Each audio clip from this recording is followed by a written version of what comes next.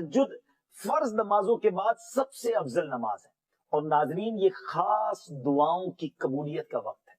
اللہ اکبر، تہجد پڑھ کے جو دعا مانگنے کا مزہ آتا ہے، اور اللہ کرے ہم ایسی دعائیں مانگنے والے بن جائیں کہ میں جانوں میرا رب جانے۔ اللہ اکیلے میں جا نماز بچھائیں، رات کا پہر ہو، ہاتھ اٹھیں اور آنسو بہیں، یقین کریں یہ وہ وقت ہے آپ جو مانگیں گے عطا کیا جائے۔ اللہ اور نبی پاک بھی رات کو اٹھ کر دعائیں مانگتے گر گڑاتے۔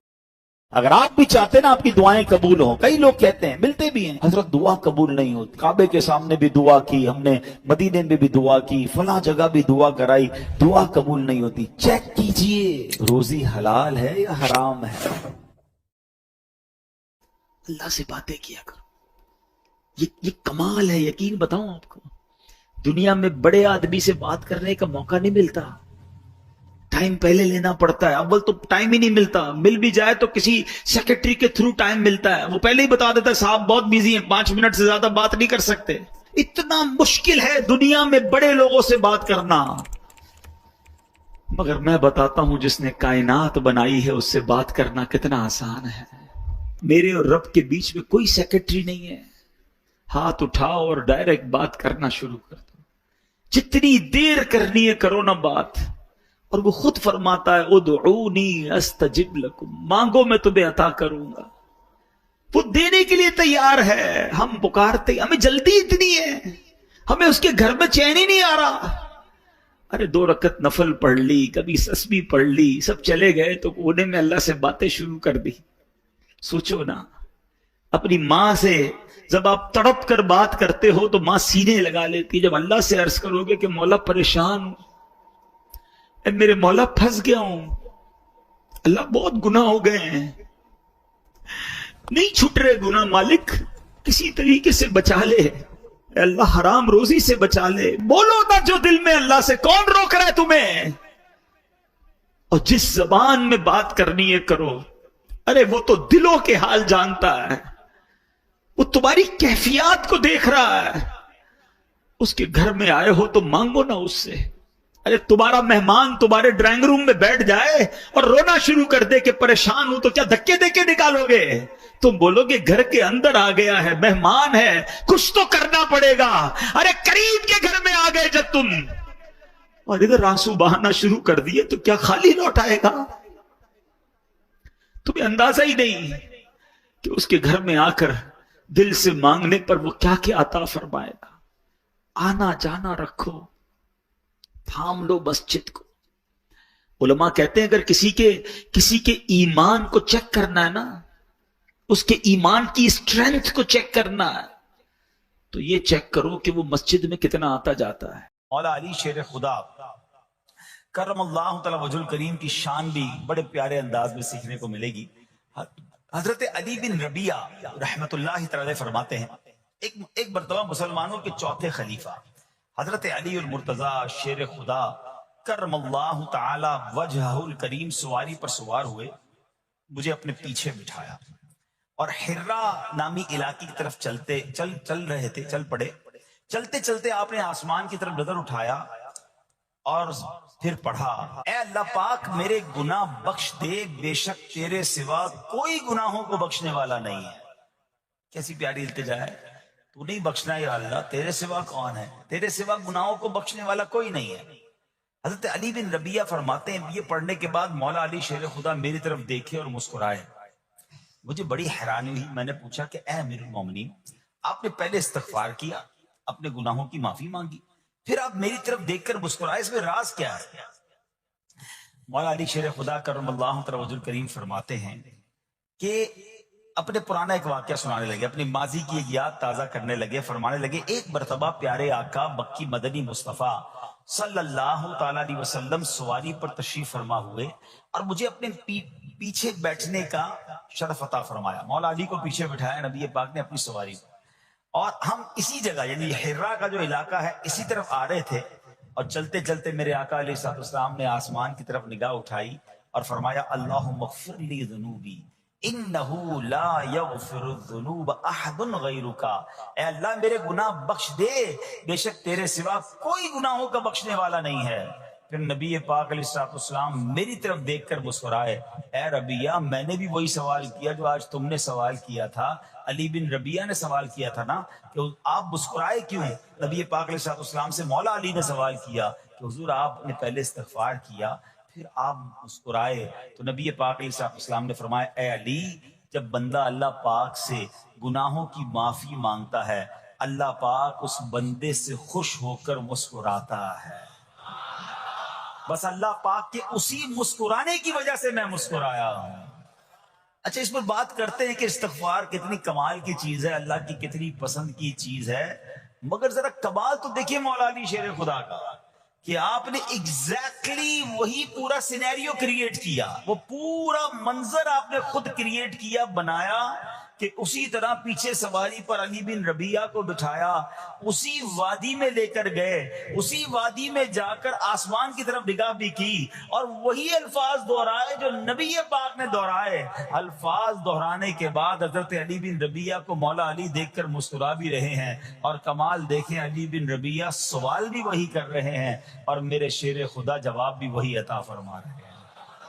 ہائے ہائے کیسا نبی پاک سے محبت کا انداز ہے، ایچ اینڈ ایوری سٹیپ، ایک ایک قدم کو صحابہ فالو کیا کرتے، ہمارے اسلاف فالو کیا کرتے ہیں۔ مسکرایا بھی نبی پاک نے جس مقام پر جس انداز میں، وہ وہاں جا کر ویسے ہی مسکرا رہے ہیں، گویا یہ بتا رہے ہیں یہ نہ پوچھو میں کیا کر رہا ہوں، کسی کی ادا کو ادا کر رہا ہوں۔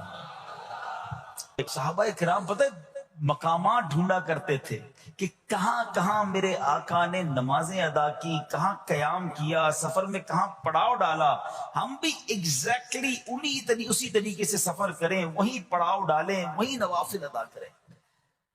اللہ اکبر۔ اور آج ہمیں پتا چل جائے کہ یہ سنت ہے تو جواب کیا ملتا ہے؟ بھائی سنت ہی ہے نا، فرض تو نہیں ہے۔ امام صاحب سے اور مولوی صاحب سے اور علماء سے لوگ آ کے یہی سوال کر رہے تھے، حضرت گناہ تو نہیں ملے گا، سنت ہی ہے نا، کوئی مسئلہ تو نہیں چھوڑ دیں۔ اللہ کے بندو سنت کو اتنا نارمل لے لیا، اب تو نیا طبقہ بن گیا، کہتے ہیں بھائی نماز میں فرض پڑھ لو، بڑی بات ہے، کیا پڑھنا، سنت ہے کوئی ضروری نہیں ہوتی۔ کہاں سے آگے لوگ جو نبی پاک کی سنت سے ہمیں دور کرنے کی بات کرتے، عاشق رسول کے لیے اس سے بڑی کیا بات ہے کہ پتہ چل جائے یہ نبی پاک کی سنت ہے۔ میرے آقا فرماتے من احب سنتی فقط احبنی، جس نے میری سنت سے محبت کی وہ ایسا ہے جیسے اس نے مجھ سے محبت کی۔ اور آگے سنو، فرماتے ومن احبنی کان معی فی الجنہ، جس نے مجھ سے محبت کی وہ جنت میں میرے ساتھ ہوگا۔ ارے سنت پر عمل کرنا تو جنت میں جانے، اور وہ بھی نبی پاک کے ساتھ جانے والا راستہ ہے۔ لوگ کہتے سنت ضروری نہیں۔ اللہ سلامت رکھے میرے پیر و مرشد کو، اللہ سلامت رکھے دعوت اسلامی کو، قدم قدم پر سنتوں کی بات دعوت اسلامی والے کرتے ہیں۔ یقیناً کچھ لوگوں کو پرابلم ہوتی ہے، یار اتنی سنتوں کی بات، تمہارا بیان بھی سنتوں بھرا بیان، مدنی حلقہ بھی سنتوں بھرا، تو جناب ہر جگہ سنت کی بات۔ ارے غلام آقا کے طریقے کی بات نہ کرے تو کس کی بات کرے؟ ارے مولا علی کو تو دیکھو یار مولا علی شیر خدا، ہم پنجتن کے غلام ہیں، اہل بیت سے محبت کرتے ہیں، صحابہ سے پیار کرتے ہیں، ان کو دیکھیں نا، ایک ایک قدم کو، ایک ایک طریقے کو، ایک ایک انداز کو فالو کیا کرتے تھے۔ آپ کو پتا ہے حضرت ابوبکر صدیق رضی اللہ عنہ کا وصال کا دن آنے والا تھا، آپ کو آخری گھڑیاں تھیں، آپ نے اپنی صاحبزادی بی بی عائشہ صدیقہ رضی اللہ تعالی عنہا سے پوچھوایا ذرا یہ تو بتاؤ نبی پاک کا جو وصال کا دن تھا وہ دن کون سا تھا، وصال کے وقت کپڑے کیا پہنے تھے، یعنی ایک ایک بات کی معلومات لے رہے ہیں۔ تمنا یہ ہے کہ نبی پاک جس دن دنیا سے پردہ فرمایا اس سنت پر بھی عمل ہو جائے، میرا انتقال بھی اسی دن ہو جائے۔ آپ غور کریں کتنی باریکی سے پیارے آقا علیہ السلام کو صحابہ کرام اہل بیت اطہار فالو کرتے تھے، اور آج پتہ نہیں کیا ہو گیا ہے سنت۔ ابھی تھوڑے دنوں بعد انشاءاللہ حاجی حج کو جائیں گے، اللہ مجھے اور آپ کو بار بار حج کی سعادت عطا فرمائے۔ حج کے دنوں میں ایک ہی سوال ہوتا ہے، مینا کی راتیں سنت ہی ہے نا، نہ گزاریں تو حضرت کوئی دم تو نہیں ہو جائے گا۔ ارے تمہیں صرف دم کی فکر ہے، گئے کس لیے حج پہ؟ میرے آقا نے اگر خیموں میں مینا کے میدان میں رات گزاری تو عاشق رسول کے لیے تو اس سے بڑی راتیں کون سی ہوں گی؟ قدم قدم پر پیارے آقا کے طریقے کو فالو کرنا چاہیے۔ حاجی کو ایک ہی فکر ہوتی ہے بھائی دم تو نہیں لگ جائے گا، مولوی صاحب اور کوئی رعایت بتا دیں۔ ارے ہم گئے عبادت کرنے، سنتوں پر عمل کریں، مستحبات پر عمل کریں، بزرگوں کی اداؤں کو ادا کریں تاکہ زیادہ سے زیادہ برکتیں لوٹ کر آئیں۔ تو بہرحال اب آتے ہیں واپس اسی عمل پر۔ کیا عمل ہے؟ جس کو دیکھ کر رب بھی مسکراتا ہے۔ دوبارہ عرض کر دوں کہ اللہ کا مسکرانا وہ جسم اور جسمانیت سے پاک ہے، اس کی رحمت برستی ہے، اس کی رضا مل جاتی ہے۔ اور وہ کس بات پر رضا ملتی ہے؟ کہ جب بندہ اللہ سے معافی مانگتا ہے تو اللہ اس کے معافی مانگنے پر بہت راضی ہو جاتا ہے۔ سبحان اللہ، اللہ پاک ایسے بندے سے بہت خوش ہوتا ہے۔ کہ وجہ پتہ کیا ہے؟ وہ فرماتا ہے دیکھو میرا بندہ جانتا ہے کہ اس سے گناہ ہوا ہے، اور یہ بھی جانتا ہے کہ میرا مالک بخشنے والا ہے۔ اللہ کی رحمت سے مایوس نہیں ہونا ہے۔ گناہ ہو گیا اب فوراً توبہ کرنا، استغفار کریں۔ سبحان اللہ، اللہم اغفر لی، اللہم اغفر لی، یہ پڑھنے کی عادت بنائیں، ٹھیک ہے؟ اور اس کے معنی بھی ہمیں پتا ہونا چاہیے کہ یا اللہ مجھے بخش دے، یا اللہ مجھے بخش دے۔ اور سبحان اللہ، ہو سکے تو استغفار کے اور بھی الفاظ ہیں، استغفر اللہ، استغفر اللہ۔ ہمارے شجرہ قادریہ طاریہ میں سید الاستغفار لکھا ہے، وہ پڑھنے کی عادت بنائیں۔ کم از کم 100 بار تو دن میں استغفار کریں نا۔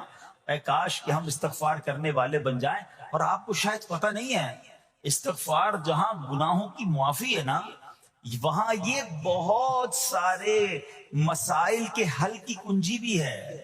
آپ اگر پرابلم میں ہیں، روزی کے مسائل ہیں، اولاد نہیں ہو رہی ہے، یا کوئی بھی پرابلم ہے، واقعہ سنیے۔ حضرت امام حسن بصری رحمت اللہ تعالی بہت بڑے بزرگ ہیں۔ ایک شخص آیا، آ کر کہتا حضور بارش نہیں ہو رہی ہے، قحط کی پوزیشن آ گئی ہے، بارش نہیں ہو رہی، دعا فرمائیں، کوئی وظیفہ عطا فرمائیں۔ آپ نے فرمایا استغفار کرو۔ وہ چلا گیا۔ اچھا، ایک بزرگ بیٹھے تھے ان کے پاس، حضرت ربیع بن صبیح رحمت اللہ، وہ دیکھ رہے تھے۔ دوسرا بندہ آیا، کہتا حضور تنگ دستی ہے، کاروبار میں ڈاؤن ہے، رزق میں تنگی ہے۔ آپ نے فرمایا استغفار کرو۔ پھر تیسرا شخص آیا، کہتا حضور اولاد نہیں ہو رہی ہے، حصول اولاد کے لیے وظیفہ لینا ہے، فرمایا استغفار کرو۔ چوتھا بندہ آیا، وہ کہتا کہ حضور میرے باغ میں، فصلوں میں پیداوار کی کمی ہے، فرمایا استغفار کرو۔ حضرت ربیع بن صبیح کہتے ہیں حضور پہلا بندہ الگ پرابلم لے کر آیا، دوسرا الگ، تیسرا الگ، چوتھا الگ، چاروں کو ایک ہی دوائی، چاروں کو ایک ہی وظیفہ، استغفار استغفار۔ آئے ہائے، بڑوں کی بڑی باتیں ہیں۔ قرآن میں بھی پڑھتا ہوں، قرآن آپ بھی پڑھتے ہیں، مگر دیکھو اللہ والے کیسے پڑھتے ہیں۔ کیا خوبصورت جواب دیا آپ نے۔ آپ فرماتے ہیں سورہ نوح 12:29 آیت نمبر 10 سے 12 کی آپ نے تلاوت فرمائی۔ اب ذرا قرآن سنیے گا۔ بسم اللہ الرحمن الرحیم، استغفروا ربکم انہ کان غفارا یرسل السماء علیکم مدرارا ویمددکم باموال وبنین ویجعل لکم جنات ویجعل لکم انہارا۔ سبحان اللہ، ذرا سنیے گا، اپنے رب سے معافی مانگو۔ استغفروا ربکم انہ کان غفارا، بے شک وہ بڑا معاف کرنے والا ہے۔ اب دے گا عطا، کیا فرمائے گا؟ یرسل السماء علیکم مدرارا، وہ تم پر موسلا دھار بارش بھیجے گا۔ وَيُمْدِدْكُمْ بِأَمْوَالٍ وَبَنِينَ وَيَجْعَلْ لَكُمْ جَنَّاتٍ وَيَجْعَلْ لَكُمْ أَنْهَارًا، فرمایا اور مالوں اور بیٹوں سے تمہاری مدد فرمائے گا، اور تمہارے لیے باغات بنا دے گا، اور تمہارے لیے نہریں بنائے گا۔ باغات بھی بڑھ رہے ہیں، اولاد بھی عطا ہو رہی ہے، مال بھی بڑھ رہا ہے، بارش بھی ہو رہی ہے۔ کس چیز سے؟ استغفار سے۔ تو استغفار یہ آپ کے بہت سارے پرابلمز کا حل ہے، مسائل کا حل ہے۔ بس اپنی زبان استغفار سے تر رکھے۔ اچھا، پھر اس میں تھوڑی سی شرمندگی بھی ہو، ایسا نہیں کہ استغفار بھی ہو رہا ہے اور دماغ کہیں اور ہے، مسکرا بھی رہے ہیں، ہنس بھی رہے ہیں، اور استغفر اللہ، کسی سے معافی مانگتے ہوئے ہنستا ہے کیا بندہ؟ استغفر اللہ ربی من کل ذنب واتوب الیہ، یا اللہ میں اپنے سارے گناہوں سے تجھ سے معافی مانگ رہا ہوں۔ بہت سارے استغفار کے سیکھ ہیں، استغفر اللہ العظیم من کل ذنب عظیم، اے اللہ میں تجھ سے استغفار کرتا ہوں، وہ رب جو بہت عظیم ہے، اپنے سارے بڑے گناہوں سے میں استغفار کرتا ہوں۔ الگ الگ سیغوں سے اللہ کی بارگاہ میں استغفار کریں۔ ہو سکے تو کبھی گناہ یاد آئیں تو آنسو بھی بہ رہے ہوں، مگر یہ استغفار اللہ کو بڑا پسند ہے، معافی رب کو بہت پسند ہے۔ ابو اللیث سمرقندی رحمت اللہ تعالی لکھتے ہیں، پچھلی قوموں میں ایک شخص تھا، اس نے بہت گناہ کیے تھے، ایک بار اس نے اپنی پچھلی زندگی کے بارے میں سوچا، گناہوں کے بارے میں غور و فکر کیا تو اسے شرمندگی ہوئی. اس نے نادم و شرمندہ ہو کر 3 مرتبہ کہا اللہم غفرانک، اللہم غفرانک، اللہم غفرانک. اے اللہ تیری بخشش، اے اللہ تیری بخشش، اے اللہ پاک تیری بخشش. اسی لمحے اس کو موت آ گئی اور اللہ پاک نے اس کی بخشش فرما دی. آئیے ہم بھی پڑھ لیتے اللہم غفرانک، اللہم غفرانک، اللہم غفرانک. استغفار کرنا، توبہ کرنا، گناہ یاد کر کے شرمندہ ہونا، یہ اللہ کو کتنا پسند ہے. ایک سبحان اللہ، اس کے بارے میں چند برکتیں آپ کو بیان کرتا ہوں. بڑی عظیم برکت یہ ہے کہ اس کی بدولت بندے کا تنگی اور غم دور ہو جاتا ہے. حدیث پاک میں ہے جو ہمیشہ استغفار کرتا رہے اللہ پاک اس کے لیے ہر تنگی سے نکلنے کا راستہ بناتا ہے، ہر فکر و غم سے اسے خلاصی عطا فرماتا ہے. اس کی ایک برکت یہ بھی ہے کہ ایسے بندے کو اللہ پاک غیب سے رزق عطا فرماتا ہے. حدیث پاک میں ہے استغفار کرنے والے کو اللہ وہاں سے رزق عطا فرماتا ہے جہاں اس کا گمان بھی نہیں ہوتا ہے. اتنی مہنگائی ہے، اتنی مشکلیں ہیں، اتنی تنگی ہے، لوگ قرضے میں ہیں، کبھی ادھر جاتے ہو کبھی ادھر جاتے ہو. ارے بھائی سب کے پاس جاتے ہو، رب کے پاس کیوں نہیں جاتے؟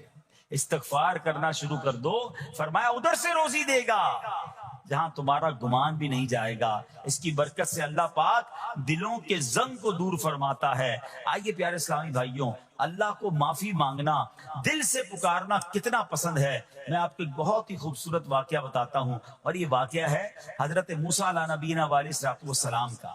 اللہ پاک نے حضرت موسیٰ علیہ نبینا علیہ السلام نے ایک بار اپنی مناجات میں عرض کیا یا اللہ یا رب.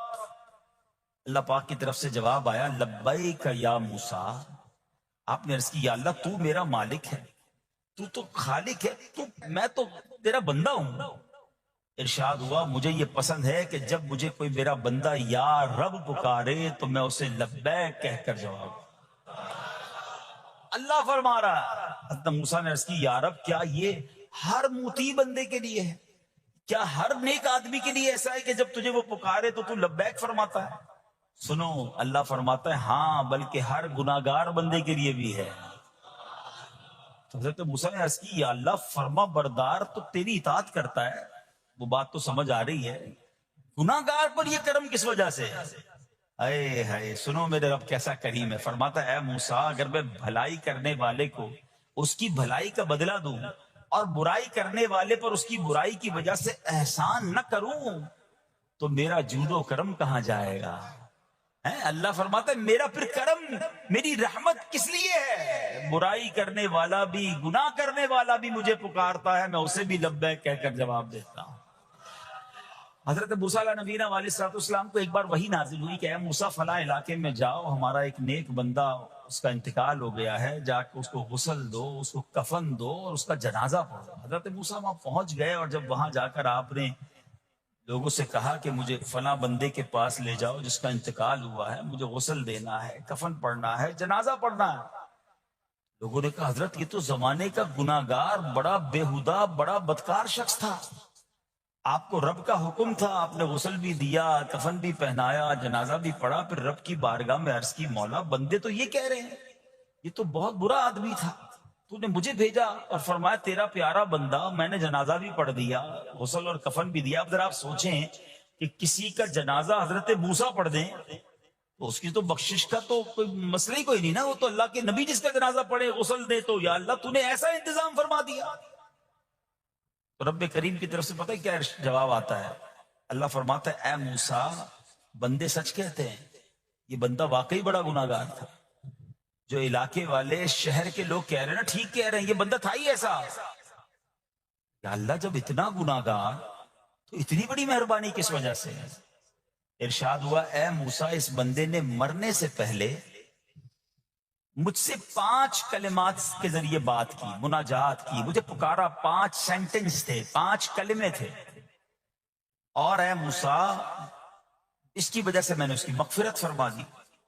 حضرت موسیٰ کہتے ہیں یا اللہ وہ 5 کلمے تو بتا دے، وہ 5 کیسے جملے تھے کہ علاقے میں سب سے مشہور بدکار اور اس کا انتقال ہو تو رب مغفرت بھی فرمائے اور اپنے نبی کو فرمائے جا کے جنازہ پڑھو.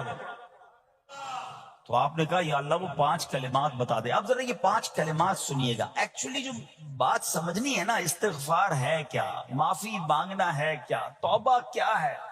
اللہ فرماتا نا کہ ہم نے سنا کہ جو بندہ اللہ سے استغفار کرتا ہے اللہ اسے دیکھ کر مسکراتا ہے. اس کی وجہ یہ کہ بندہ رب کی بارگاہ میں اپنے آپ کو سرنڈر کرتا ہے، اپنے گناہ یاد کرتا ہے، اپنی کم مائگی کا اظہار کرتا ہے. وہ کہتے ہیں نا الندم التوبہ، شرمندگی توبہ ہے.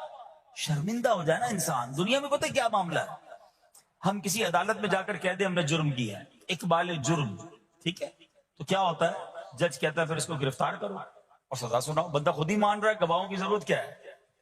دنیا کی عدالت میں اقبال جرم پر سزا ملتی ہے. میرے رب کی رحمت کی عدالت دیکھو، بندہ وہاں جا کر اقبال جرم کر لے، شرمندہ ہو جائے، معافی مانگ لے، اللہ اس کے سارے گناہ معاف فرما دیتا ہے. یہ فرق ہے دنیا والوں میں اور رب کی عدالت میں. سبحان اللہ. وہ حضرت موسیٰ کہتے ہیں یا اللہ وہ 5 کلمے بتا، اور بتائے گئے تو وہ 5 کلمے سنیے گا ذرا. وہ بندہ کہتا ہے مرنے سے پہلے اے رب تو جانتا ہے میں نیکوں سے محبت کرتا ہوں اگرچہ خود نیک نہیں ہوں. یا رب تو جانتا ہے میں فاسقوں سے بغض رکھتا ہوں اگرچہ میں خود فاسق ہوں. سمجھ رہے ہیں بات؟ اے اللہ نیکوں سے پیار کرتا ہوں، مجھے پتا ہے میں خود نیک نہیں ہوں. میں گناہ گاروں سے نفرت کرتا ہوں حالانکہ میں خود بھی گناہ گار ہوں. کہیں بھی اپنی بڑائی نہیں ہے، میں گناہ گار، میں بدکار، مگر اللہ میں پیار کرتا ہوں نیک لوگوں سے. تیسرا جملہ کیا تھا، یا رب اگر مجھے معلوم ہو جائے کہ میرے جنت میں داخل ہونے سے تیری ملکیت میں کوئی کمی آ جائے گی تو اے اللہ میں تجھ سے پھر جنت کا سوال کرنا چھوڑ دوں گا. مجھے یہ پتا ہے یا اللہ تو نے مجھے جنت میں داخل کیا نا، تیری جنت میں کوئی کمی نہیں آئے گی، بہت بڑی ہے، اب مجھے داخل بھی کرنے سے تیرا کچھ نہیں جائے گا. اگر کچھ جاتا ہوتا تو یا اللہ میں جنت تیرے سے مانگنا چھوڑ دیتا. چوتھا جملہ کیا ہے، اے رب اگر مجھے معلوم ہو جائے کہ مجھے جہنم میں داخل کرنے سے تیری ملکیت میں اضافہ ہو جائے گا تو میں پھر جہنم سے پناہ نہیں مانگوں گا. یعنی اگر تو تیرے ملک میں تیری شان میں اضافہ ہو رہا ہے مجھے جہنم میں ڈالنے سے، پھر تو میں نہیں کہوں گا تجھے کہ جہنم سے نکال. مگر مجھے پتا ہے تو پہلے ہی مالک ہے، تو پہلے ہی خالق ہے، سب کچھ تیرا ہے، مجھے جہنم میں ڈالنے سے تیری کوئی ملکیت میں اضافہ نہیں ہونا. اور آخری بات کیا کہتا ہے، یا رب اگر تو مجھ پر رحم نہ کرے گا تو پھر کون کرے گا. اللہ فرماتا ہے اے موسیٰ میں نے اس پر رحم کیا، یہ میرے کرم کے لائق تھا، میرے کرم کے لائق نہیں تھا کہ میں اسے ناکام لوٹا دیتا. جب اس نے یہ کلمات کہے تو میں نے اسے درگزر فرمایا، اس کی مغفرت فرما دی، اور میں ہی بخشنے والا مہربان ہوں. کہ جو معافی مانگتا ہے نا اللہ اسے بہت پسند فرماتا ہے. حدیث پاک میں آتا ہے التائب من الذنب کمن لا ذنب له، گناہوں سے توبہ کرنے والا ایسا ہے جیسا اس نے گناہ کیا ہی نہیں ہے. اچھا اب ایک اور بہت پیارا عمل جس کو دیکھ کر اللہ مسکراتا ہے، وہی میں نے جو تفصیل بتائی کہ اللہ کی رحمت راضی ہو جاتی ہے اور اللہ کی رحمت برستی ہے، رب راضی ہو جاتا ہے. نبی پاک علیہ الصلوۃ والسلام نے فرمایا 3 بندے ہیں اللہ پاک انہیں دیکھ کر مسکراتا اور کیا ہوتا ہے، فرمایا اور بہت خوش ہوتا ہے. اب وہ 3 بندے کون سے ہیں چیک کر لیں ہم ان میں ہیں کہ نہیں. فرمایا نمبر 1 وہ بندہ جو رات کو اٹھے، بستر چھوڑے، اچھی طرح وضو کرے، پھر نماز پڑھنے کھڑا ہو جائے، اسے دیکھ کر اللہ پاک فرشتوں سے فرماتا ہے اے فرشتوں بتاؤ میرے بندے کو نیکی پر کس نے اکسایا ہے. فرشتے عرض کرتے ہیں مولا تو بہتر جانتا ہے. اللہ پاک فرماتا ہے ہاں میں جانتا ہوں مگر تم مجھے بتاؤ. فرشتے عرض کرتے ہیں اے مالک کریم تو نے اسے ایک چیز یعنی جہنم کا خوف دیا ہے، یہ اس سے ڈرتا ہے. اے اللہ تو نے ان کو ایک چیز جنت کی امید دلائی ہے، یہ اس کی امید رکھتا ہے. اے اللہ یہی خوف اور امید ہے جس نے اسے رات کی نیند قربان کر کے تیرے حضور کھڑے ہونے پر ابھارا ہے.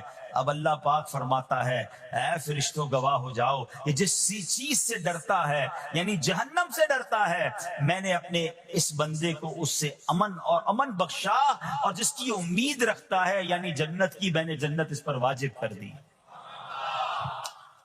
رات اٹھ کر جب دنیا سوئی ہو, بندہ اٹھ کر تہجد کی نماز ادا کرے, اللہ کی بارگاہ میں آنسو بہائے, اللہ فرشتوں کے سامنے گویا فخر فرماتا.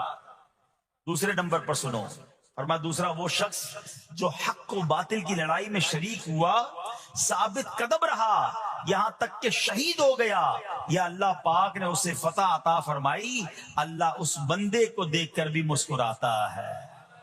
جہاد کرنے والے مجاہدین یا تو شہید ہو جائیں یا غازی ہو کر لوٹے اللہ کی رضا کے لیے, اللہ کی رحمت ان پر بھی چھما چھم برستی ہے. اور تیسرے نمبر پر فرمایا تیسرا وہ بندہ جو رات کو سفر کرتا ہے, یہاں تک کہ رات کے آخری حصے میں جب کہیں ٹھہرتا ہے تو اس کے ساتھ والے سو جاتے ہیں, مگر وہ کھڑا ہو کر نماز پڑھنے لگتا ہے, اس بندے کو دیکھ کر بھی اللہ پاک مسکراتا ہے. اجتماعی عبادت کے بڑے فائدے ہیں. اجتماع میں آنا, محفل میں آنا, دعا میں شرکت کرنا بہت اچھی بات ہے, مگر اپنی عادت ایسے بھی بنائیں کہ کچھ عبادتیں ایسی کریں کہ میں جانوں اور رب جانے. یہ جو رات اٹھ کر دعا کا لطف ہے, رات اٹھ کر جو نماز پڑھنے کا لطف ہے نا, جب ساری دنیا سو رہی ہے اور بندہ اپنے رب کی بارگاہ میں حاضر ہے. علماء کہتے ہیں دن کے نوافل کے مقابلے میں رات کے نوافل افضل ہیں, کیونکہ رات سکون ہوتا ہے, رات رکت قلبی ملتی ہے, سبحان اللہ, رحمت الہی چھما چھم برستی ہے. ہمیں کیا کرنا ہے کہ رات تہجد کی نماز کی عادت ڈالے. رمضان میں بن گئی تھی نا, سحری کے لیے اٹھتے تھے تو لوگ تہجد پڑھتے تھے. اللہ کرے کہ یہ عادت بن جائے. کبھی کبھی, اگر ہر روز نہیں ہو سکتا کم از کم کبھی کبھی کریں. اچھا اگر ایسی کوئی عبادت ہو بھی جائے نا تو پھر سب کو بتائیں نا کہ رات اٹھا تھا تو جناب دعائیں بھی کی تو آنسو بھی بہائے. نہیں, کبھی کبھی ایسا کیا کرو کہ میں جانوں اور رب جانے, اللہ سے باتیں کیا کرو. میں آپ کو صحیح بتاؤں, آپ مجھے ایک بات بتائیں, یہ تو آپ نے سن بھی لیا کہ اللہ کی رحمت کس قدر برستی ہے اس پر. زندگی میں بھی جب کبھی ہم پریشان ہوں اور رات نیند نہ آئے, کبھی کبھی ایسا ہوتا ہے پریشانی میں نیند نہیں آتی, کروٹیں بدل رہا ہوتا انسان, اور اس کروٹ بدلتے بدلتے میں آپ کی جب والدہ حیات ہوگی یا ماشاءاللہ جن کے پاس ماں موجود ہے, ماں جیسی ہستی کہاں ملتی ہے پھر. ایک بار اور سن لو, دنیا کی بہت ساری چیزیں میرے اور آپ کے پاس ہیں جو ریپلیسیبل ہیں, جو بدلی جا سکتی ہیں. موبائل فون لیتے ہیں بڑی خوشی سے لیتے ہیں, مگر نیا ماڈل آتا ہے تو لوگ بدل لیتے ہیں. سواری لیتے ہیں بڑی خوشی ہوتی ہے, مگر جب نئی سواری آتی ہے تو ریپلیس بدل دیتے ہیں. ماڈل نیا آ گیا بھائی, اب وہ پرانی لگتی ہے. مگر یاد رکھو, ماں باپ چلے جائیں نا, اس کے بعد ماں باپ دوبارہ نہیں ملتے. ان کا کوئی نیا ورژن یا نیا ماڈل نہیں ہے تو ان کی قدر کر لو, ان کی دعائیں لے لو. تو بہرحال آپ کبھی کبھی تکلیف میں ایسا ہوا ہو کہ رات کو نیند نہ آئی ہو, بے قرار ہو کر ماں کے پاس گیا, آنکھوں میں آنسو لے کر کہ ماں میں پریشان ہوں, بیمار ہوں, یا قرضے میں ہوں, یا فلاں پرابلم ہے. ماں نے کیا کیا تھا, کروٹ بدل کر سو گئی تھی کہ بیٹا تو جان تیرا کام جانے, یا ماں خود بھی بیدار ہو گئی, سینے لگایا اور دعا کرنا شروع کر دی. بھائی ہم روئے تو ماں بھی روئی. یہ ہے نا ماں. میری تکلیف, ایسا لگتا ہے کہ مجھے کبھی کبھی یہ فیصلہ کرنا مشکل ہوتا تھا کہ تکلیف مجھے زیادہ ہوتی ہے میری تکلیف میں, میری والدہ کو زیادہ ہوتی ہے. بیمار میں ہوں, تکلیف اسے, یہ رشتہ کہاں ملتا ہے. مگر مجھے ایک بات بتاؤ, جب میری تکلیف پر رات نیند چھوڑ کر, بستر چھوڑ کر میں ماں کے پاس گیا, ماں نے سینے لگایا, تو اگر میں اپنا بستر چھوڑ کر آنکھوں میں آنسو لیے میری ماں سے مجھے کہیں زیادہ پیار کرنے والے رب کی بارگاہ میں چلا گیا, تو اس کی رحمت کیا مجھے مایوس کر دے گی. میری ماں کے دل میں جو ممتا ہے نا, وہ بھی میرے رب نے ڈالی ہے. تو رب کی رحمت کتنی ہوگی. تو کبھی کبھی اللہ کی بارگاہ میں رات کے اس پہر حاضر ہوا کرو. جو پرابلم ہے آپ کی, جو مشکل ہے آپ کی, آپ یقین کریں, آپ اللہ کی بارگاہ میں تہجد کے وقت رات کے آخری پہر آنسو بہائیں, دعائیں کریں, نوافل پڑھیں, پھر دیکھیں آپ کے دل کو تسلی کیسے ہوتی ہے. آپ کا ایمان تازہ ہو جائے گا, اور آپ نے دیکھا کہ ایسے وقت عبادت کرنے والوں سے رب کتنا راضی ہوتا ہے. اللہ کرے یہ بات ہمیں سمجھ آ جائے. اسی طرح عظیم صحابی حضرت عبداللہ ابن مسعود رضی اللہ تعالیٰ سے روایت ہے, پیارے آقا مکی مدنی مصطفیٰ صلی اللہ تعالیٰ علیہ وسلم نے فرمایا, ایک بندہ رات کو اٹھتا ہے, اچھی طرح وضو کرتا ہے, پھر اللہ پاک کی حمد کرتا ہے, اس کی بزرگی بولتا ہے, اپنے نبی علیہ السلام پر درود پڑھتا ہے,